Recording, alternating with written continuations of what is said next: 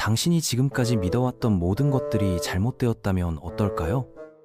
성공을 위해 더 열심히 노력하면 할수록 오히려 실패에 가까워진다면요? 행복을 추구하면 할수록 더욱 불행해진다면 말이죠? 우리가 당연하게 생각했던 인생의 법칙들이 사실은 정반대였다면요? 지금부터 당신의 세계관을 완전히 뒤바꿔 놓을 놀라운 진실들을 하나씩 풀어보겠습니다. 세상에서 가장 위험한 함정 중 하나는 바로 더 열심히 해야 한다는 생각입니다. 잠을 더 적게 자고, 더 많이 일하고, 더 강하게 노력하면 성공할 것이라고 믿죠. 그런데 정말 놀라운 사실은 이런 접근법이 오히려 당신을 목표에서 멀어지게 만든다는 점입니다. 마치 사막에서 물을 찾는 사람이 더 빨리 달릴수록 더 많은 수분을 잃어버리는 것과 같습니다. 이것이 바로 우리가 모르고 있던 노력의 역설이라는 현상입니다. 온 힘을 다해 잡으려고 할수록 손가락 사이로 빠져나가는 모래와 같은 이치죠. 현실에서 이런 일들이 얼마나 자주 일어나고 있는지 한번 생각해 보세요. 운동선수들을 보면 이런 현상을 더욱 명확하게 관찰할 수 있습니다. 최고의 성과를 내는 선수들은 경기 중에 머릿속이 완전히 비어있다고 말합니다. 생각을 멈추고 몸이 알아서 움직이도록 놓아둔다는 거죠. 반대로 결정적인 순간에 실수하는 선수들은 대부분 너무 많이 생각했다고 고백합니다. 골프에서 퍼팅을 할 때나 농구에서 자유투를 던질 때가 대표적인 예입니다. 더 간절하게 원할수록, 더 필사적으로 노력할수록 오히려 그 목표는 손가락 사이로 빠져나가 버립니다. 이런 현상은 스포츠에서만 일어나는 것이 아닙니다. 사랑도 마찬가지예요. 누군가에게 사랑받으려고 필사적으로 노력하는 사람들을 보면 어떤가요? 상대방이 부담스러워하거나 오히려 멀어지는 경우가 많죠. 반면에 자신의 삶에 만족하며 여유롭게 살아가는 사람들에게는 자연스럽게 사람들이 끌려오게 됩니다. 이런 현상은 우연이 아니라 인간 심리의 기본 법칙입니다.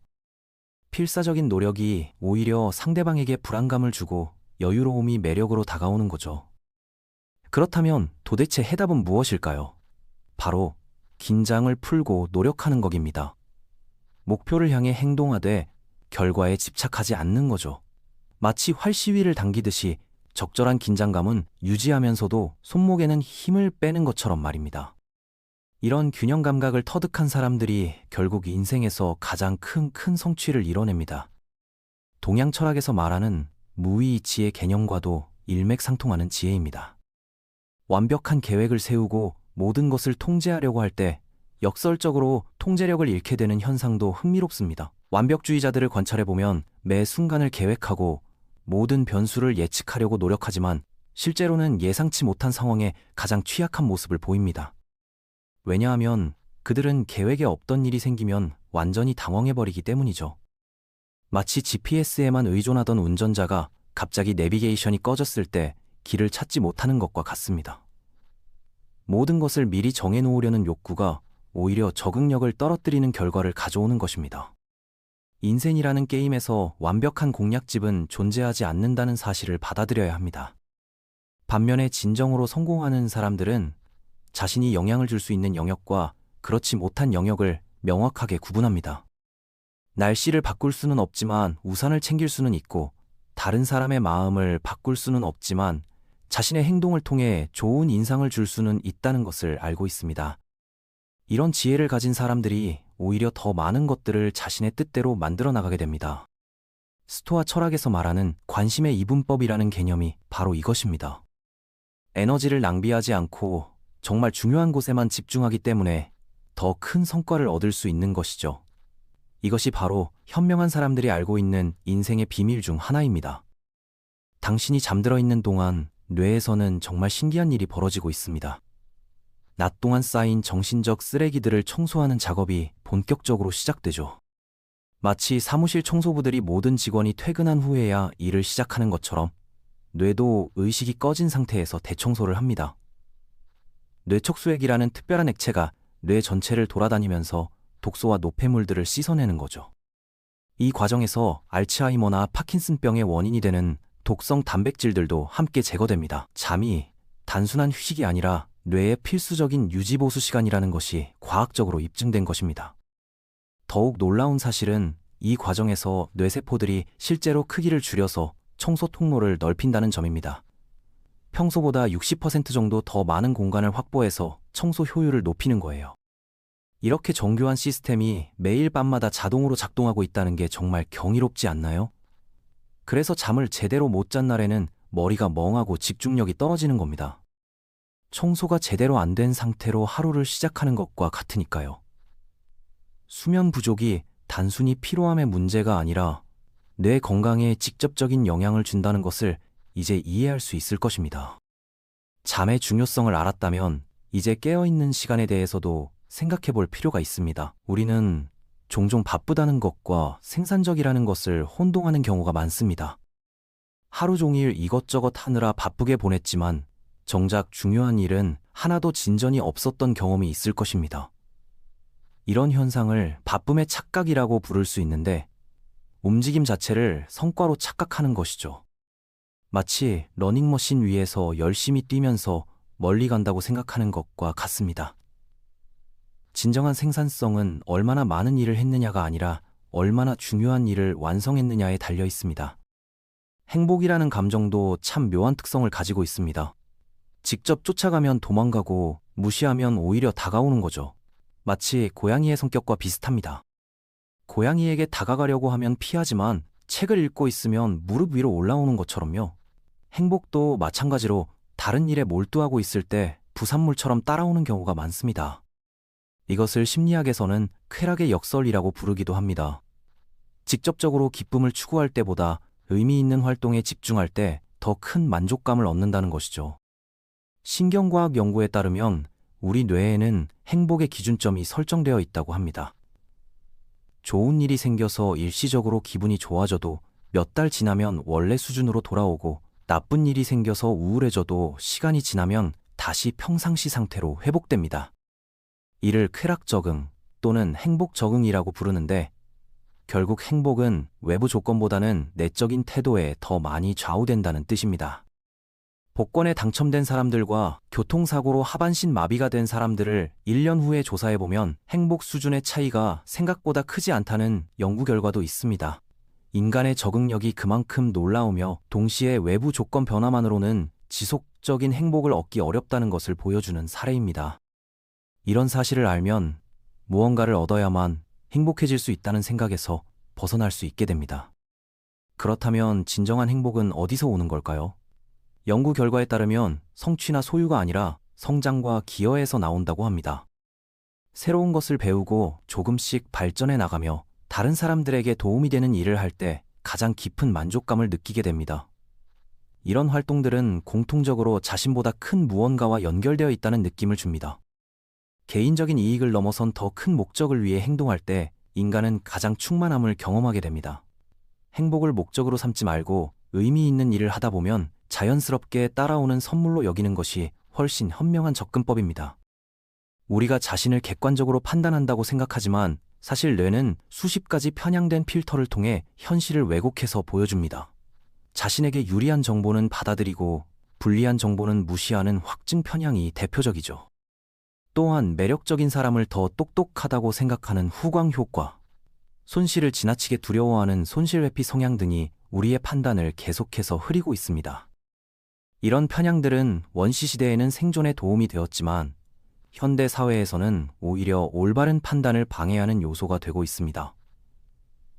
예를 들어 낯선 사람을 경계하는 것은 원시시대에는 생존에 필수적이었지만 지금은 편견과 차별의 원인이 되기도 합니다.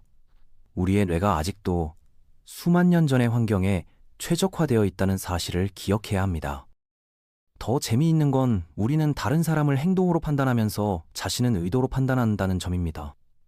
남이 지각하면 시간관념이 없는 사람이라고 생각하지만 내가 지각하면 교통이 막혔다 같은 상황적 요인을 먼저 떠올리죠.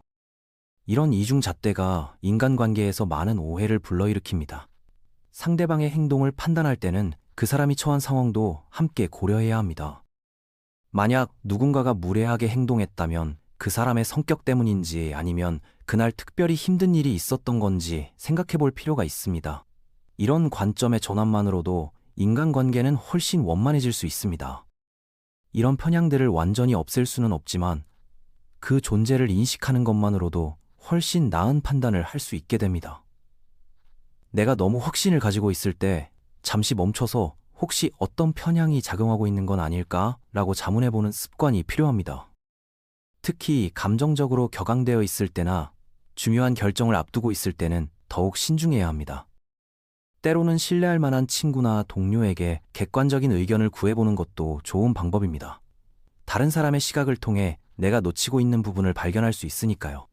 겸손한 자세로 자신의 한계를 인정하는 것이 오히려 더 현명한 선택으로 이어질 수 있습니다.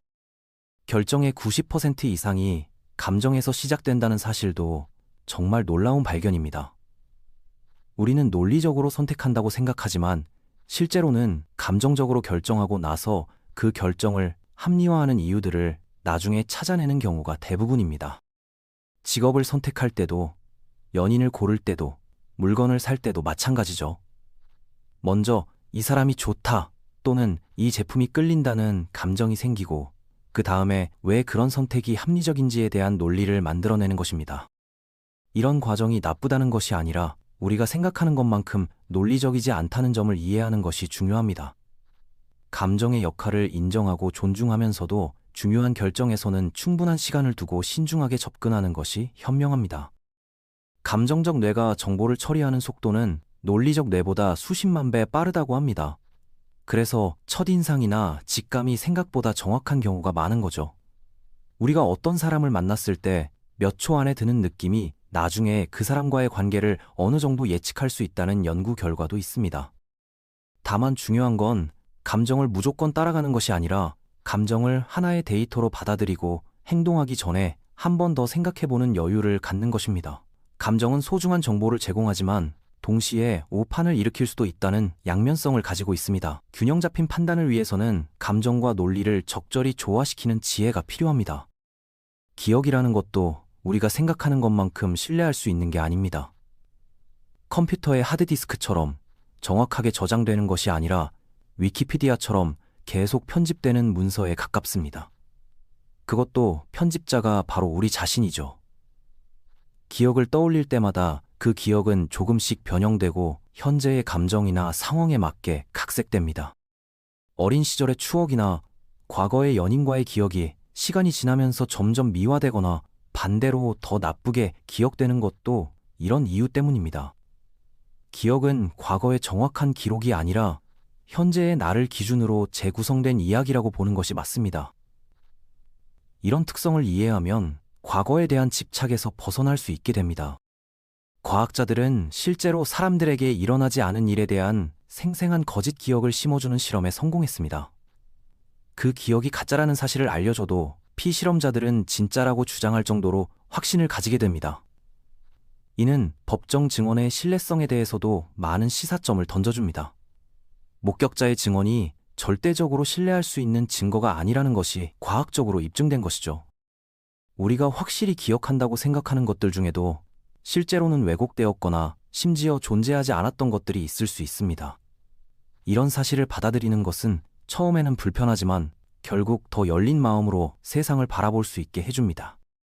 하지만 이런 기억의 가변성은 부정적인 면만 있는 건 아닙니다. 과거의 상처나 실패에 대한 기억도 시간이 지나면서 그 의미를 재해석할 수 있다는 뜻이거든요. 같은 사건이라도 그것을 어떤 관점에서 바라보느냐에 따라 전혀 다른 이야기가 될 수 있습니다. 어린 시절의 가난이 성인이 되어서는 감사와 동기부여의 원천이 될 수 있고, 시련의 아픔이 자신을 더 성숙하게 만든 경험으로 재평가될 수 있습니다. 우리는 과거의 피해자가 아니라 현재의 편집자가 될 수 있는 겁니다. 이런 관점의 전환은 치유와 성장에 엄청난 힘을 발휘할 수 있습니다. 인생의 80%는 20%의 요인에 의해 결정된다는 파레토 법칙도 정말 흥미로운 발견입니다. 인간관계에서 행복의 80%는 20%의 사람들로부터 나오고, 업무에서 성과의 80%는 20%의 활동에서 만들어집니다. 옷장에 있는 옷 중에서도 20%만 자주 입고, 스마트폰 앱 중에서도 20%만 주로 사용하죠.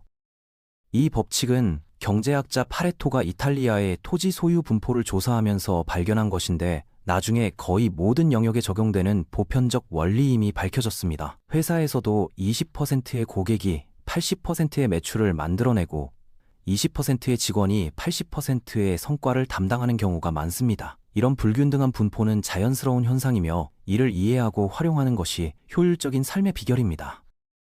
이 법칙을 이해하면 인생이 훨씬 단순해집니다. 모든 일에 동일한 에너지를 쏟을 필요가 없다는 뜻이니까요. 정말 중요한 20%를 찾아내서 거기에 집중하고 나머지 80%는 적당히 처리하거나 아예 포기하는 것이 현명한 전략입니다. 완벽주의를 버리고 선택과 직중을 하는 거죠. 예를 들어 인간관계에서도 모든 사람과 똑같이 깊은 관계를 유지하려고 하기보다는 정말 소중한 몇 명과의 관계에 더 많은 시간과 에너지를 투자하는 것이 좋습니다. 업무에서도 모든 업무를 완벽하게 하려고 하기보다는 핵심 업무에 집중하고 나머지는 효율적으로 처리하는 것이 현실적입니다. 나쁜 습관을 끊으려고 노력해본 사람이라면 얼마나 어려운 일인지 잘 알 것입니다. 의지력으로 억지로 참으려고 하다 보면 오히려 스트레스만 쌓이고 결국 포기하게 되는 경우가 많죠. 그런데 습관을 이해하는 관점을 바꾸면 훨씬 쉬워집니다. 나쁜 습관이라는 것은 존재하지 않고 다만 잘못된 보상을 주는 완벽한 시스템이 있을 뿐입니다. 스트레스를 받으면 단 음식을 찾는 것도, 심심하면 스마트폰을 보는 것도 모두 나름대로의 논리가 있는 행동입니다. 그 순간에는 분명히 어떤 욕구를 만족시켜주고 있기 때문에 계속 반복되는 것이죠. 습관은 신호, 행동, 보상의 고리로 이루어져 있다는 것이 과학적으로 입증되었습니다. 이 고리를 완전히 끊을 수는 없지만 행동 부분만 바꿀 수는 있습니다. 스트레스라는 신호와 기분 전환이라는 보상은 그대로 두고 과식 대신 산책을 하거나 심호흡을 하는 식으로 말이죠. 이렇게 하면 뇌가 새로운 행동 패턴을 학습하면서 점차 건강한 습관이 자리 잡게 됩니다. 중요한 것은 기존 습관을 억지로 막으려고 하지 말고 더 나은 대안을 제공하는 것입니다. 이런 접근법이 훨씬 자연스럽고 지속 가능한 변화를 만들어낼 수 있습니다. 복리의 힘은 돈에서만 나타나는 게 아닙니다. 모든 영역에서 작은 개선이 쌓이면 놀라운 결과를 만들어냅니다. 매일 1%씩만 나아져도 1년 후에는 37배 더 나은 상태가 되고 반대로 매일 1%씩 나빠지면 원래의 3%밖에 남지 않게 됩니다. 이는 단순한 수학이지만 인생에 적용하면 엄청난 변화를 가져올 수 있습니다. 건강, 인간관계, 실력, 지식 등 모든 영역에서 복리의 원리가 작동합니다. 작은 변화라도 꾸준히 누적되면 결국 질적인 변화를 만들어내게 되는 것이죠.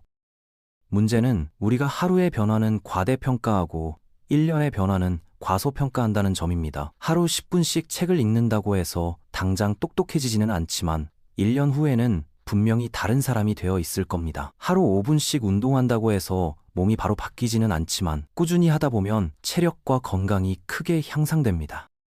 매일 한 명씩 새로운 사람과 인사를 나누는 것도 당장은 별거 아닌 것 같지만 1년이면 365명의 네트워크가 생기는 것입니다. 이런 작은 습관들이 모여서 인생의 궤도를 완전히 바꿔놓을 수 있습니다. 즉시 보이지 않는다고 해서 의미 없는 것이 아니라는 점을 기억해야 합니다. 결국 인생의 비밀은 거창한 것이 아니라 아주 단순한 원칙들에 있습니다. 자신이 통제할 수 없는 것들은 받아들이고 통제할 수 있는 것들에 집중하며 매일 작은 개선을 쌓아가는 것이죠. 이런 기본기를 꾸준히 실천하는 사람들이 결국 인생에서 가장 큰 성취를 이루게 됩니다. 복잡해 보이는 세상이지만 핵심은 의외로 단순합니다. 노력의 방향을 제대로 설정하고 꾸준히 실행하며 과정을 즐기는 것. 이 세 가지만 제대로 해도 당신의 인생은 완전히 달라질 것입니다.